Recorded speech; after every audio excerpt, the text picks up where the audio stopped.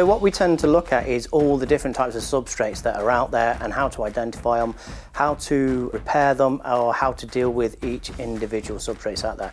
That can range from concrete all the way up to magnesite.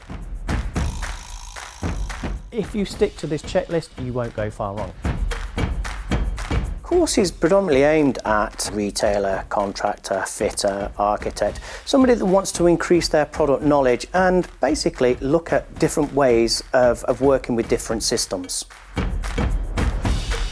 You have to make sure that that smoothing compound that you've put down has no dimples in it, has no cracks in it, has no undulations in it. We do offer a factory tour, so we'll take you around the factory, show you how the machines work, how the products are made. On the course itself, we try and encourage as much hands-on as you want. So whether you want to stand back and watch, then that's fine. But also we encourage you to actually get actively involved and put the stuff down yourself. So you understand how the product works and obviously the tools that you can use to then make the product work. We are not there to level the floor. We are there to pre-smooth the floor.